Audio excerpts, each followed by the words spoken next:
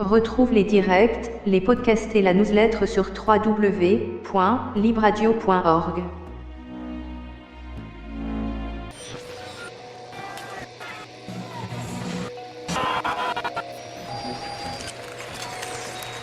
Nous sommes toujours le samedi 15 août. Bonjour Ama, tu es une jeune artiste, tu vas te présenter sous peu, nous dire un petit peu quel est ton champ d'exploration, quand on parle d'artiste, qu'est-ce que ça signifie pour toi. Enfin, nous allons te découvrir en même temps que les personnes qui nous écoutent, puisque, c'est une interview complètement spontanée. Et donc, tout d'abord, bienvenue à toi. Comment vas-tu ? Oui, ça va très bien, et vous ? Moi, ça va. Très bien. Alors, dis-moi, voudrais-tu nous dire pour commencer, quel âge as-tu ? Voilà, un petit portrait. Moi, c'est Ama, j'ai 23 ans. J'ai toujours grandi en Suisse, à Genève précisément, toute ma vie. Je suis issue d'une famille mixte, donc ma mère, elle est ghanéenne et mon père est suisse. Et du coup, j'ai grandi dans un environnement très riche en termes de culture, parce que du coup, ma mère, vu qu'elle est ghanéenne, j'ai appris la culture là-bas, c'est très différent de l'Europe. Mmh. Voilà, en gros. J'imagine que du coup, tu es au moins bilingue français-anglais, puisque une des langues utilisées au Ghana, c'est l'anglais. Oui, c'est l'anglais, c'est la langue officielle. Mais oui, je suis bilingue, mais pas totalement. Mmh. On peut dire que j'ai un niveau B2, C1. D'accord. Mais on peut dire que tu as maintenu ces liens avec le Ghana. Est-ce que c'est un endroit dans lequel tu te rends encore ? Oui, très régulièrement. Donc l'année passée, j'y suis allée. Il y a 2 ans, j'y suis allée. Normalement, j'étais censée y aller cette année, mais voilà, le Covid a fait que oui. on n'a pas pu.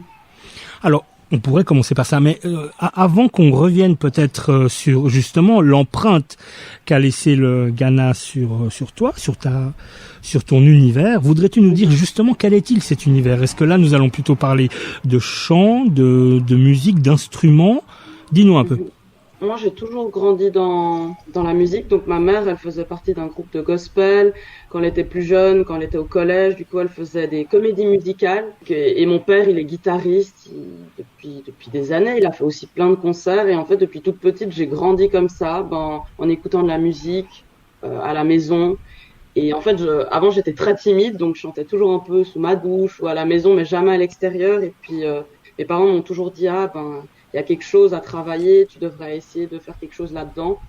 Mais vu que j'étais trop timide, je n'osais pas me lancer, je pouvais pas. Et puis vraiment, c'est au collège que vraiment, là, j'ai eu une révélation. J'ai commencé à prendre des cours de piano pendant 5 ans. Et que je me suis lancée à chanter devant le collège, enfin devant les étudiants. Et du coup, j'ai eu des super retours. Et du coup, ça m'a donné la force de me dire, OK, donc peut-être que c'est vraiment la voie que je devrais suivre.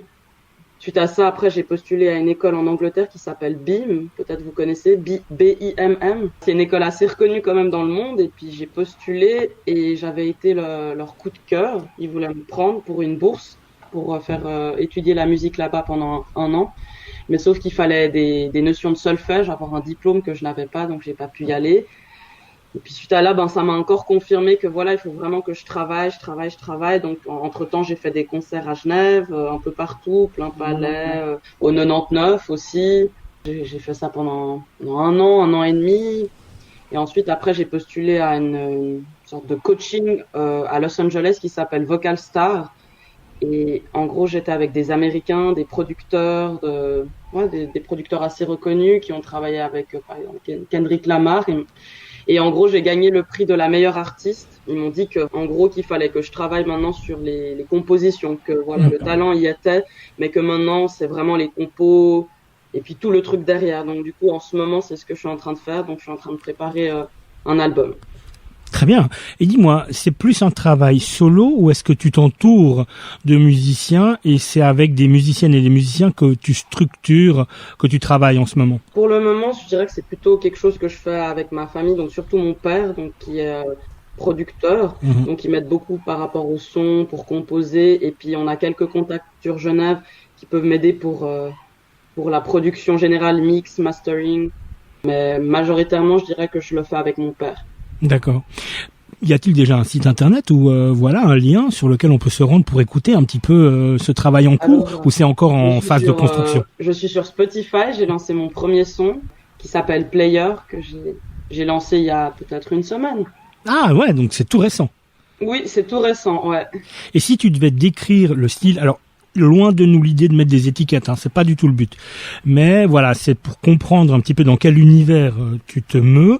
Voilà, quel serait, s'il fallait en quelques mots que tu nous dises quel style tu épouses ou quelles sont les personnes ou les artistes dont tu éventuellement t'inspires, lesquelles seraient-elles, ces personnes? Moi, j'aime beaucoup la soul. Une artiste qui m'a beaucoup inspirée de tout au long de ma vie, c'est Alicia Keys. Je trouve qu'elle a une sensibilité dans la voix incroyable. J'ai beaucoup écouté Alicia Keys, Lenny Kravitz. Et puis actuellement, il y a des nouveaux artistes qui arrivent, comme Georgia Smith, Burna Boy. Je sais pas si vous connaissez Mr. Easy. Donc c'est de l'afro. Donc en fait, je m'inspire en fait justement du côté et africain et on va dire européen. Donc j'écoute de l'afro et de la soul et maintenant l'idée ce serait de faire un mix des deux. D'accord. Donc on comprend que le métissage pour toi c'est quelque chose, c'est une valeur centrale et que la musique fait partie de ce métissage des cultures. Exactement, oui. Dis-moi, y a-t-il des thèmes comme ça qui t'habitent plus que d'autres lorsque tu composes? Est-ce que ce sont les paroles qui vont mouvoir ensuite une mélodie ou est-ce que c'est l'inverse? Dans quel sens ça va? Dans quel ordre ça va? Alors en fait, vraiment, ça dépend des morceaux. Il y a des morceaux, je peux pas expliquer, j'en sais pas que j'avais préétabli un thème, mais les mots me viennent d'un coup. Donc du coup, je réfléchis pas forcément, c'est les mots qui viennent à moi. Et des fois, par contre, certains morceaux, je me dis, ok, j'ai envie de faire sur une thématique beaucoup plus ciblée, et du coup, je vais vraiment faire un travail en amont. Voilà. Ok.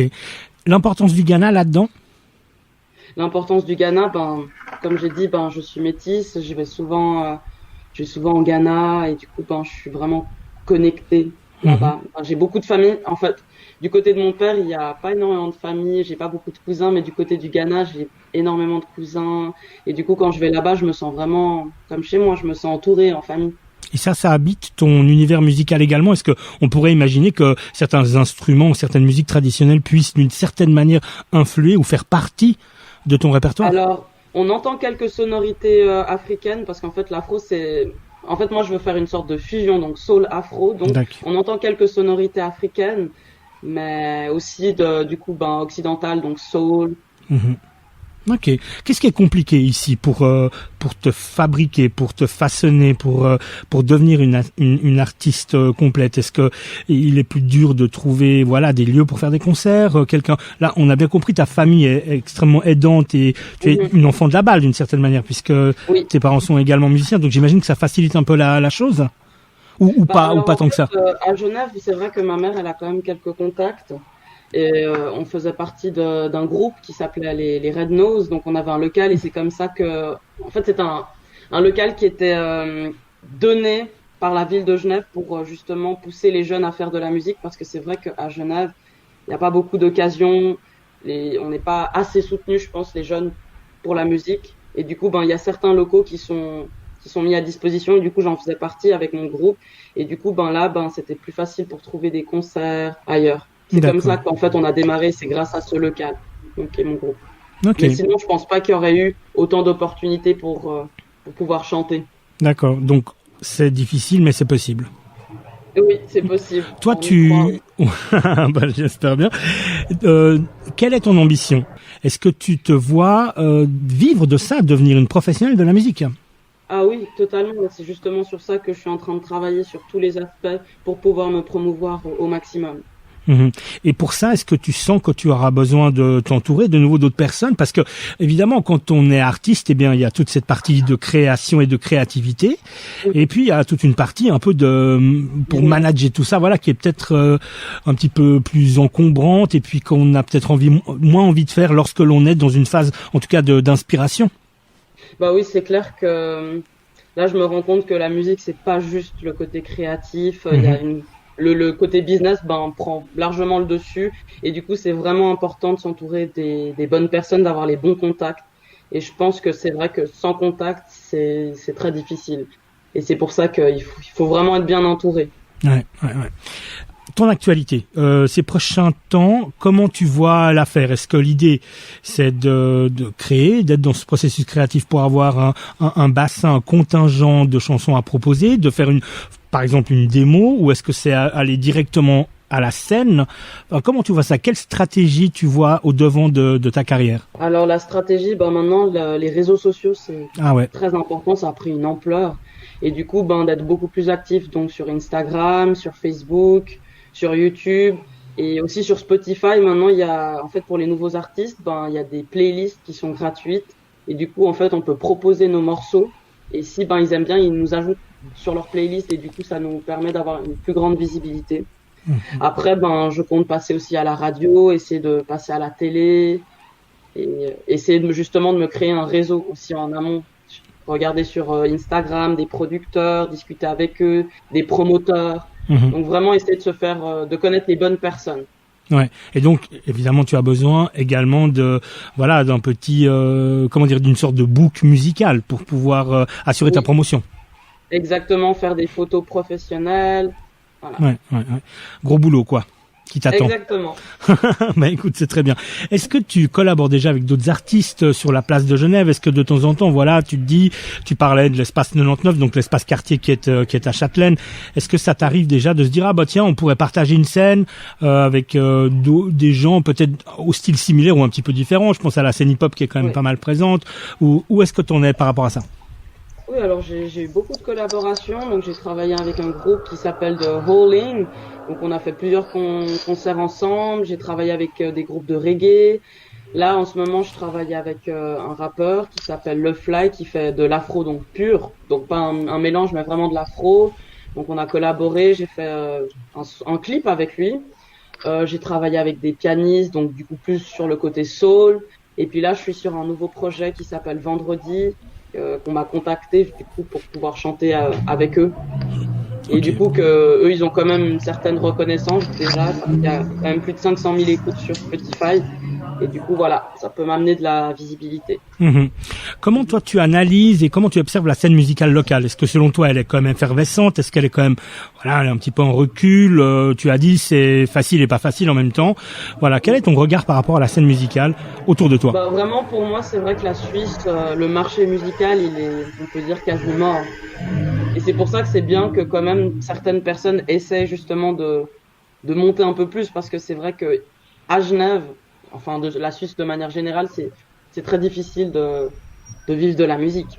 Et c'est d'ailleurs pourquoi la plupart des gens, s'ils veulent vraiment faire de la musique, ils sont obligés de déménager en France ou en Angleterre.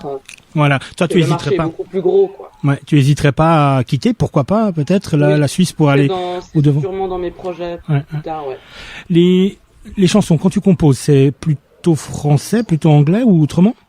C'est plutôt anglais, mais là maintenant je commence à essayer parce qu'en fait au Ghana il y a des dialectes et du coup j'aimerais bien mélanger l'anglais avec certains mots typiquement du Ghana des dialectes. Ouais, on comprend qu'il y a vraiment cette volonté de fusion, comme tu disais tout à l'heure. Voilà, vraiment une fusion entre les deux. Ouais. Dis-moi, les festivals, qu'en est-il? Est-ce que tu te sentirais déjà, est-ce qu'on peut d'ores et déjà lancer ce type d'appel ou d'autres appels, à toi de voir ce que tu peux nous dire, mais est-ce qu'on pourrait d'ores et déjà te solliciter, pour des prestations ici à Genève ou en Suisse romande ou même un peu plus loin, pour des prestations, pour des concerts carrément complets ou des premières parties ou quoi? Oui, là actuellement, on m'a proposé de chanter dans un groupe de reggae et du coup, ce serait un festival sur Lausanne et du coup, je ferai la première partie justement pour qu'on puisse un peu m'introduire en tant qu'artiste. D'accord. Et comment est-ce que les personnes qui vont écouter tes propos peuvent-ils te contacter? Sur les réseaux sociaux, donc j'ai une page Instagram qui s'appelle ama-stéphanie. J'ai une chaîne YouTube aussi donc qui s'appelle Ama, A-M-A-A-S et j'ai commencé à poster des covers de moi et donc maintenant j'ai un clip aussi qui est là et voilà. D'accord. Donc voilà, donc Instagram c'est bien A-M-A-A-S-Stéphanie avec PH. Ouais, d'accord. On notera ça et puis on mettra ça au libellé du podcast. D'ores et déjà, je te remercie beaucoup, Ama, d'avoir répondu à toutes nos questions. Caro, à toi la parole. Oui, est-ce que quand tu es à Los Angeles, est-ce que c'est un avantage de venir d'un petit pays comme la Suisse? Ah, ils ont adoré parce que justement là-bas ils ont l'habitude de l'accent américain et du coup vu que je parle très bien anglais mais on sent quand même que j'ai pas l'accent américain et du coup pour eux c'était vraiment la petite touche en plus qui pouvait me distinguer du coup des autres. des autres participants de ce concours. Et c'est vrai que là-bas, ils m'ont dit que si je travaillais dur, ben vraiment, j'avais un énorme potentiel et du coup, ben, je les crois à 100% et vraiment, c'est pour ça que je suis en train de travailler à fond. Donc oui, je pense que c'est un avantage, clairement. Et vous étiez nombreux? On était nombreux. Ben, il y a eu énormément de castings dans plusieurs villes, à Paris, à Genève, en Espagne, Portugal, et puis, ben, je sais pas combien exactement il y a eu de participants, mais finalement, on était peut-être 30. Ok. Donc la crème de la crème. Voilà, c'est ça. Et puis, est-ce que, à ton avis, est-ce que la Suisse soutient suffisamment? Tu disais que la scène musicale elle est morte, mais est-ce que la Suisse soutient suffisamment ses artistes, ses chanteurs? Non, ses musiciens? clairement pas. Et d'ailleurs, c'est justement, j'ai remarqué que quand, par exemple, un artiste genevois, il sort des sons, ils vont peut-être pas forcément prêter attention, mais dès que tu sors de l'étranger et que justement ça commence un peu à prendre tout de suite, bah là, on se dit ah ouais, cette personne, elle est vraiment talentueuse. Voilà. Merci. D'accord. Bon, bah écoute, je crois que, voilà, de nouveau, même remarque pour Thomas tout à l'heure, s'il y a une question que l'on ne t'a pas posée et à laquelle tu aurais souhaité répondre, eh bien, tu peux y aller. Et puis sinon, on s'arrêterait là, peut-être en rappelant encore les différents appels, la manière dont on peut entrer en contact avec toi, la manière dont on peut écouter tes premiers sons. Ama? Ouais.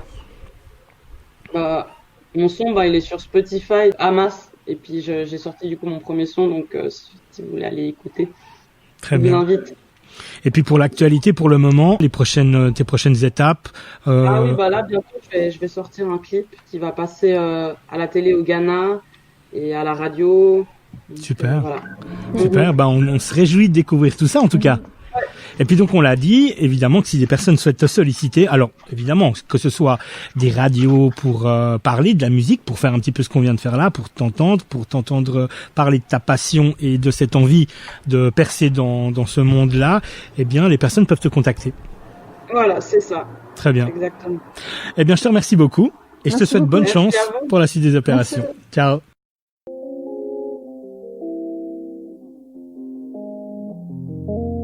I don't know how to lie, and I don't know why you can't find me on my way. Don't try to be sacrificed just to be precise. You should be shaming, you hurt my feelings. You were just playing when I was smiling. Just a player, just a player. You should be begging, you should be crying. You hurt my feelings, yeah. Begging, begging, begging, begging. Now I look in the sky, it is light in my life. We need something different in this bed. Smiling, shining, not a player. Crying, shouting, that's a player. Don't need to call me, just want some fantasy. Go find another me, but I wouldn't be here. Just a player, just a player. You should be begging, you should be crying. You hurt my feelings, yeah. Begging, begging, begging, begging. Now I'm feeling alive, no time for this, get out. No backup for me, I know how to do it myself. Now I'm feeling alive, no time for this, get out. No backup for me, I know how to do it myself. Time for me to live in your life without you around and around and around. You should be shaming, you hurt my feelings. You were just playing when I was smiling, yeah. Just a player, just a player. You should be begging, you should be crying. You hurt my feelings, yeah. Begging, begging, begging, begging. You should be begging, you should be crying. You hurt my feelings, yeah. Begging, begging, begging, ooh. Da-dee-da, da-dee-da, da-dee-da. Da-dee-da, da-dee-da, da-dee-da, da-dee-da, da-dee-da.